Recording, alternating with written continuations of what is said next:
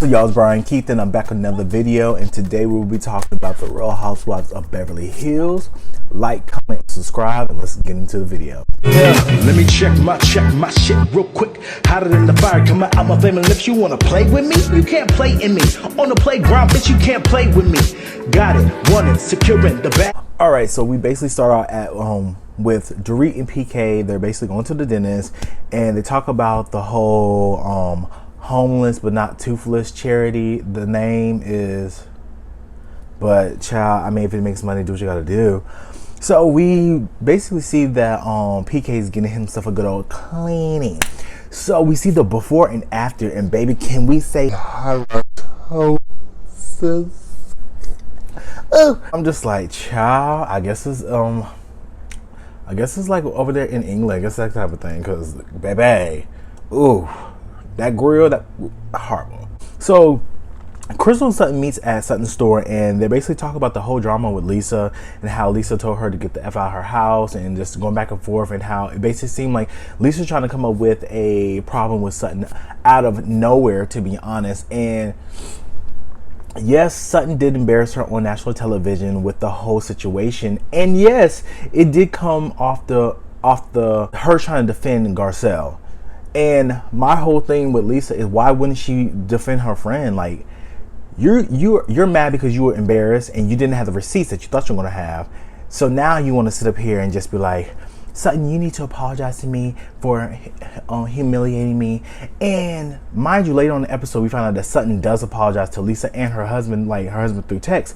But you shouldn't be apologizing to her for nothing, because at the end of the day, you said what you said. You had the receipts, and that was just the truth. If you didn't like it or not, that was just the truth. So that's one thing about Sutton I do not like, is that she always be like, okay, well, you know, we can get over it and we can be cool. At some point, you just gotta say fuck it and just hold it out, because Sutton always apologizes or always try to get over it so quick. Literally, and when they had the whole discussion at the table a few episodes ago, she pulled her over and hugged her. I'm like, and like when Garcelle and Kyle were looking like it's fake. So yeah. So like I said, Lisa brings up they did a flashback, and we see like Lisa brings up her concerns about Crystal's eating disorder, because everyone was talking about it, but how Lisa made it seem was everybody was like concerned and hopes that she gets help. But that's not how they brought it up. Like they were over here talking about her throwing up, her, like Erica talking about the laxative things, and just making comments that really, like she said, insensitive, and it's really nobody else's business. An eating disorder is very personal. Not that many people go through an eating disorder, so I can't really talk about an experience with an eating disorder. I can sympathize, or I can put myself in their shoes, empathy, but I don't know. And they had a lot of like choice words about her whole eating disorder, and hopefully they bring that up. Hopefully Crystal brings that concern up in the reunion, because Dorit, Kyle, Erica, and Lisa, they are a whole fucking solid unit, and they have to do something, because they don't care about anything outside of that clique. And I feel like we all know that. So we segue to Dee Dee's house, and Asher is downstairs on the piano, just over here, just la la la ooh, singing down. And I'm just like, okay, that's cute and all. And Dee Dee, she basically brings up, she was like, I love when Asher, he thinks I'm not home and he's just singing his heart out, and I just love that about him. I'm like, girl, please stop, because there's like 4 cameramen, there's about 20 different camera crew people. Like, what are you talking about? Like, he's not by himself. Like, girl, he didn't wake you up. Like, he didn't just like staring at you like he's like the birds from Snow White. Like, it's not giving all that. Like, so what are you talking about? Like, he's singing because he's trying to promote himself on the show. Like, let's call a spade a spade. Come on. Like, what are we doing? She's like, yeah, he's just like so amazing. Oh my god. Yeah, it was good. I ain't gonna say her hate. It was kind of good. I'm just like, okay. When, you know, I was always dabbling on the idea that Asher was gay, right? But when Erica was up there looking at his notes, and he was like, Mr. You can't read those, girl. Get. Wait a damn minute. I said, hop. Miss King. Okay. So we see Erica, she meet at Kyle's house, and they basically get stressed out. They like doing like some type of like, they did like the sound bath and then like stretching out their joints and this, that, and third.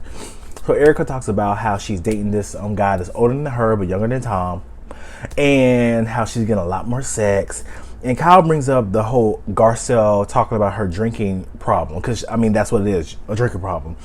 And the reason why it's a drinking problem is because you're on prescription pain medicine, strong prescription pain medicine, and or I wouldn't say pain, I think it's like antidepressants, and you're drinking like 4, 5, 6, 7, 8, 9, 10 cocktails on top of it. But you know, she like the cognac.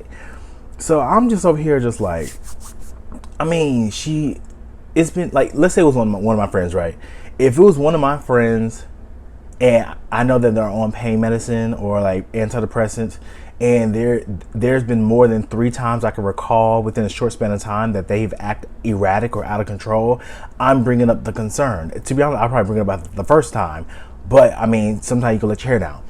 But I just feel like Garcelle just holding her accountable for the behavior that she has displayed but Kyle sees it as like, well, she should be able to have she's going through a lot and she should be able to like let her hair down, and that's fine.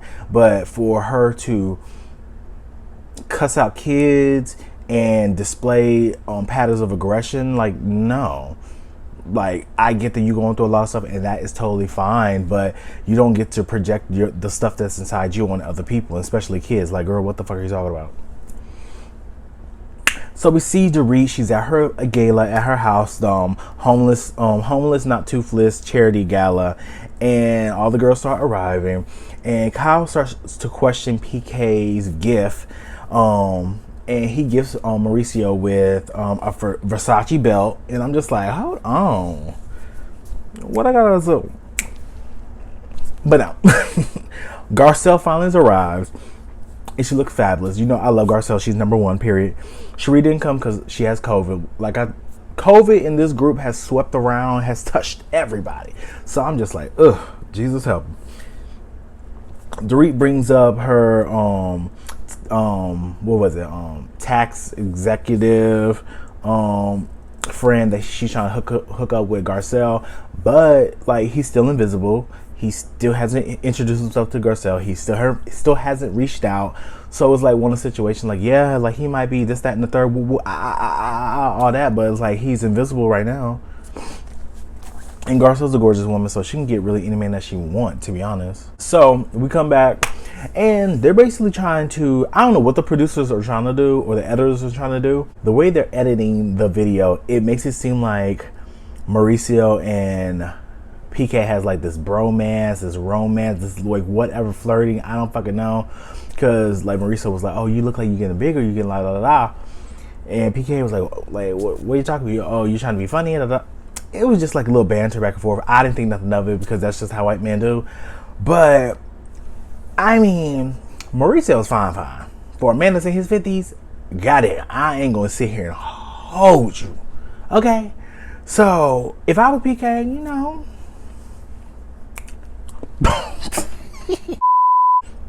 everyone sits down for dinner, and Erica's ordering, like we said, she's ordering her little vodka soda, something on the light side. She ain't trying to do too much because she already know how the girls are gonna say. Lisa co-signs it, and it's funny because Lisa was the one that brought up the concern, but now she's co-signing it. Okay, but you know, she grown. Dorit introduces the charity, homeless. I said this like so many times, homeless but not toothless, and Kathy's like, what? Charity is homeless, not toothless, as I've told you. What is it called? Homeless, not toothless. That's great.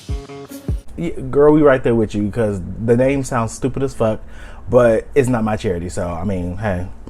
So everyone starts to eat, and Kyle kicks it off, and she's asking Sutton and Garcelle, like, so I heard that Lisa told you to get the fuck out of her house. And Sutton says, like, she don't want to have this conversation right now, so just go ahead and drop it. So Kyle goes straight to Lisa and was just like, so I heard that you told Sutton to get the F out of your house. Sutton's like, girl, can we not have this conversation? And then Lisa just basically kicks it off.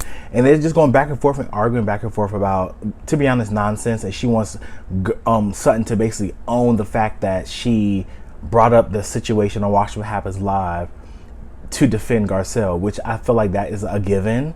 You try to throw Garcelle under the bus for not thanking your husband for some sauce. Petty as fuck. But it's one of the situations where it's like, karma just came back around, to be honest. Garcelle didn't say thank you, even though she did.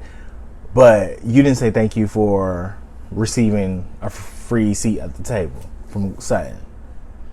Even if you sat there or not, she still paid for it. So like I said, they're going back and forth. Everybody at the table. Mind you, there's more people at this gala than just the cast. We're not alone. There's other people here, including my friends, who are totally freaking out and texting me, what the is going on? And like their significant others. Like there's like friends, there's co-workers or whatever. There's people in the industry, people on the charity board, whatever. So they're looking around like, what the fuck is going on? Because at this point, the girls are hooping and hollering at each other. Is it your problem and not Garcelle's? Why is it your... And I'm just like, the ghetto. So like I said, everybody's going back and forth. And at this point, Lisa is yelling. Like, it's not that deep to be over here yelling. And I'm going to start the clip. I get it. I will let it go. And like I'm just like, girl, you're in public and at a charity. Like, show some motherfucking Decorum. Okay. So Dorit tried to calm everything down. She was like, can we just like put a pin in it, like save it for another time? So all of a sudden the lights dim and Melissa Etheridge walks out, and the only thing that goes through my head is like, I don't mean to be rude, but I don't know who this woman is. She could be walking on the street with no thing. That's all I can think. When she started singing the song, I was like, oh, I know the song. But when everybody's like freaking out, like, oh my God. And I'm just like sitting there like, no disrespect, but I didn't know who the fuck this was. So she sung her song. She sit back down. Everybody sit back down after they fanned out over Melissa Etheridge. So the ladies start to sit down. Sutton goes over to Lisa, and then Lisa's like, I don't mean to do this to you, girl. I'm so over it because my mom stuff just arrived. And it's just like, she starts breaking down. They start hugging. They both agreed to just like bury the hatchet and just like be cool. But this is the thing that gets me. So now all of a sudden, right, your mom, the mom stuff is getting to you, and you're just like, oh, my mom it's just getting to me. I'm just trying to figure out, like, I'm not trying to be insensitive. I want to show empathy. I want to show some compassion. I get that her mother has passed away, so I get how that could be a sensitive topic. But however, it just seemed too convenient, and I'm just like, the tears, and then she's asking like, am I okay, and all this stuff. I don't want to say the shit is fake, but that's where it's going, right? And Sutton is eating it up and just like, yeah, we could just bear the hatchet, girl. I love you, and that's the thing that I said, I don't like about Sutton. Is just because these bitches don't like you. That they're gonna stab you in the back next week. So why are you even entertaining it? What you should have did was just like, girl, we'll talk about it later on. Just keep it pushing. At the end of the day, all the drama is gonna revolve around Sutton. If it doesn't pertain with Dorit, Kyle, Erica, Crystal, Lisa, but it's always gonna revolve around Sutton. Sutton is damn near everybody's in the argument sense storyline. So I'm just like irritated. They all just bear the hatchet. Everything was cool. Lisa's like boo-hooing, talking about my pain, and I'm like, I get it. But like, let me know in the comments, what do you guys think? Do you think Lisa's bullshitting? Are you on Sutton's side or Lisa's side? And like, do you think this iconic scene from next episode? Erica, I don't have to make you look bad. You can do that on your own. Whose side are you gonna be? Erica or Garcelle? Because I know Garcelle is about to eat her up. Because Erica really thought that she was going to sit there and just like get one on Miss Garcelle. But y'all, that was the episode. This was a really like slow episode, but it was still good. I actually did a full review for it. It was entertaining. Like, comment, and subscribe, and I'll see you guys in the next one. Peace.